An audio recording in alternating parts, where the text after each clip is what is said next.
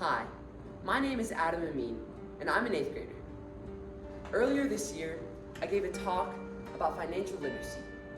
During the talk, I explained the importance of financial literacy as a solution to the racial wealth gap. However, I also unintentionally implied that financial literacy was the cause of the racial wealth gap. When my error was brought to my attention, I learned a lot about the history and historical causes of the racial wealth gap in America. Turns out, I learned so much that I decided to make a documentary so that I can share all the information with you.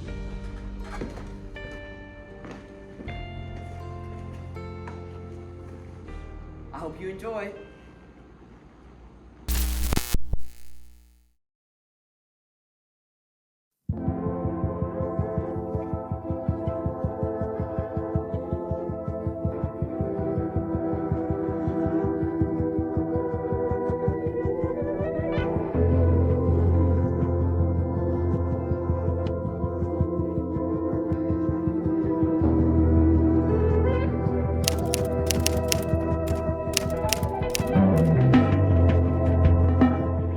One of the main systemic reasons for the racial wealth gap in the United States is the racial difference in home ownership.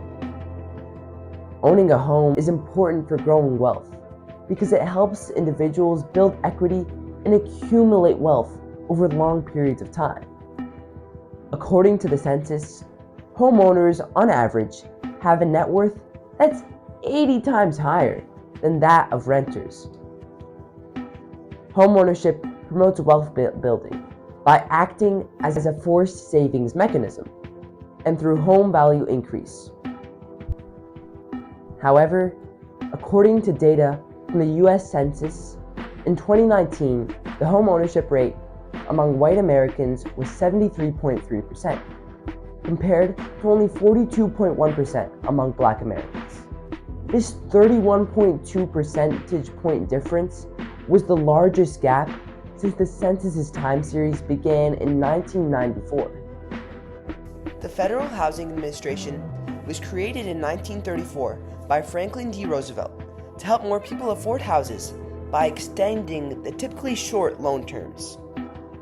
But the FHA didn't treat all communities equal. Discriminatory practices throughout America's history has led to this large racial disparity in homeownership. I interviewed a housing discrimination expert, Brandon Honoré, from Northwestern. So, how has there been racial gaps in the housing market with who owns houses and who doesn't really? That's an excellent question. When FDR created the FHA, the Federal Housing Administration, that program did not back mortgages equally amongst groups of people. There was one group in particular, Black people or African American people, that were never allowed to have their mortgages supported by the government. So what that meant was, if you were a Black person or a Black family living in the 1930s, you didn't have access to that system of mortgages that I just described. Like legally, so it was segregated. Yes. This is how the federal government supported segregation. And it wasn't just Black people who couldn't get the loans. If you were a white person and you lived in a neighborhood that had Black people in it, you could not get the loan. So what that meant is, if you were a white person and you wanted to build wealth for your family, you had to not live among Black people, right? Otherwise, you wouldn't get the FHA backing for the loan you were trying to secure. But Black home ownership rates were on the rise before the 2008 recession. Between 2004 and 2006, African American home ownership rates reached a peak of 49%.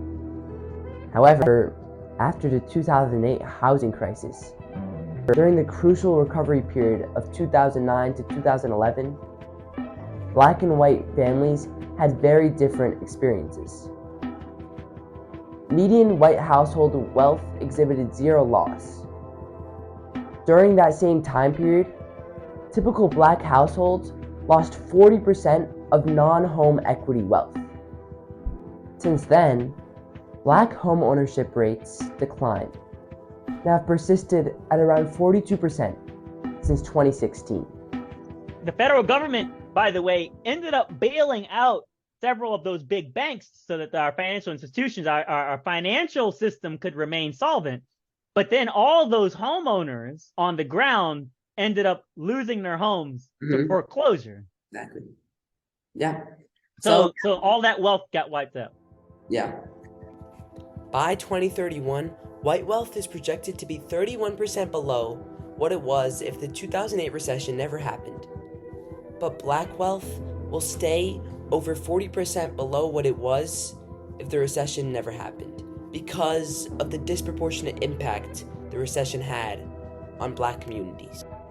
The racial discrimination in the housing industry throughout our history has created a disparity in home ownership, which in turn plays a part in the racial wealth gap.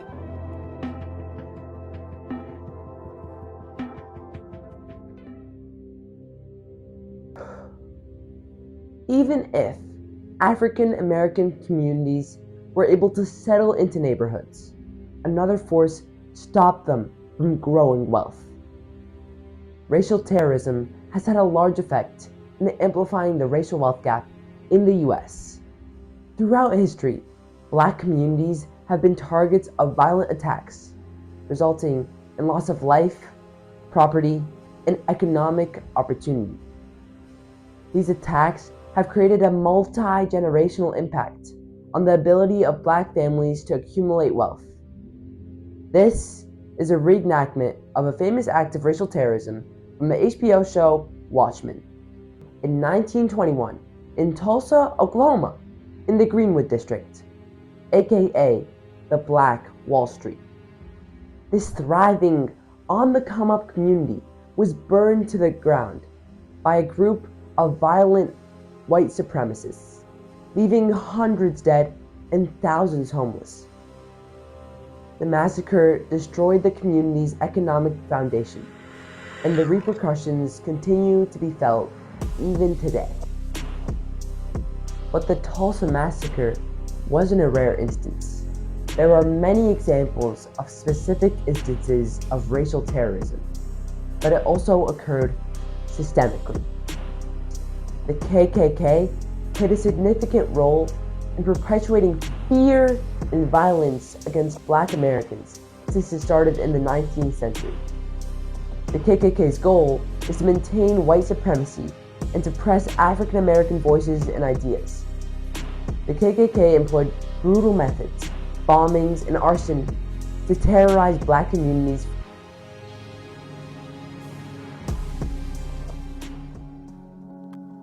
The last reason I'm going to talk about today is the racial discrimination in agriculture and farming.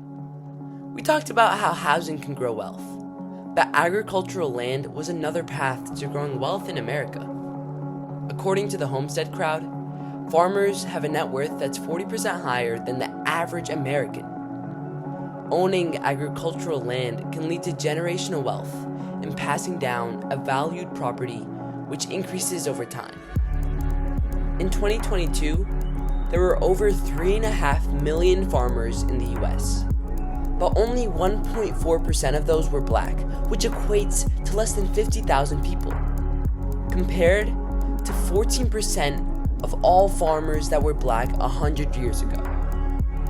The amount of black farmers has decreased greatly, has become severely disproportionate to the African American population. This is partly due to the long history of racial terrorism, but it goes deeper than that. Black farmers also lost land due to discrimination by banks and financial institutions, through the denial of access to federal farm benefits by local administrators who exclusively provided those benefits to white farm owners, through forcing farmers to sell their land, and through government misuse of eminent domain. including many cases in which black landowners were compensated well below market value. Eminent domain allows the government to take private property for public use with compensation paid to the owner. However, in many cases, black landowners have been compensated well below market value for their land. I visited Baloo Farm in Dorchester to learn more about this topic. The Baloo Farm is an urban farm designed to help the diverse community of Dorchester and expose them to the agriculture space. When I got there, I met former lawyer, now farmer, Apollo Catala, who told me all about the history of farming discrimination. The extension schools were created after the Civil War, and they were all the existing universities and began to get money to develop our agricultural capacity as a nation. The only institutions that were excluded were the historically black colleges that did not receive any of that funding, not until 1898. And we're talking about that was part of the problem. That was part of the challenge that caused the loss of significant land owned by African Americans. And the notion of 40 acres and a mule, that was real. That was not supposed to be just talk. Was never realized because it was the reverse. Those who got significant acreage ended up losing it. And not because they failed as farmers. It was a failed system, a system that was truly rigged against them.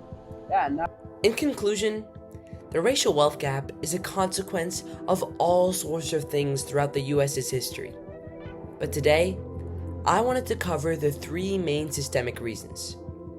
First, we talked about the racial discrimination in home ownership and the housing industry. Then, we moved to the horrific history of racial terrorism in the United States. And lastly, we talked about historical discrimination in the agricultural space.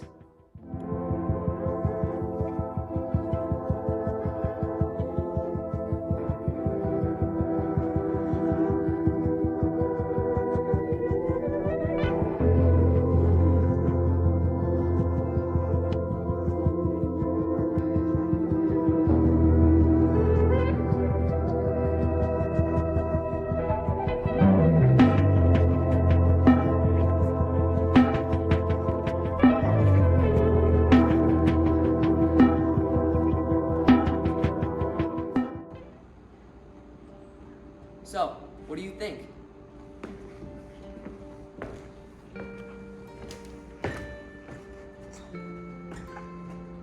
I hope you all enjoyed the documentary. I wanted to talk about my experience after my first talk and how it led me to creating this presentation. After my original presentation, I was confronted by a couple of teachers at my school about the false narrative I pushed and how it could be hurtful. At first, I felt scared and ashamed. After 1 or 2 weeks, I realized that I had made a mistake, and it was up to me to fix it. Everybody makes mistakes. I mean, we're all human. But in the past couple of years, we have started attacking and shaming each other for the mistakes we make. Luckily for me, that wasn't the end of my journey with this topic.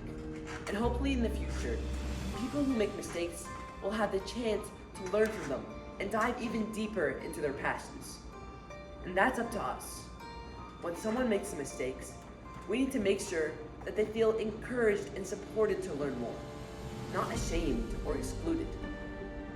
I hope my journey throughout the year with the racial wealth gap can be an example of what's possible when we call people in, rather than call people out. Thank you.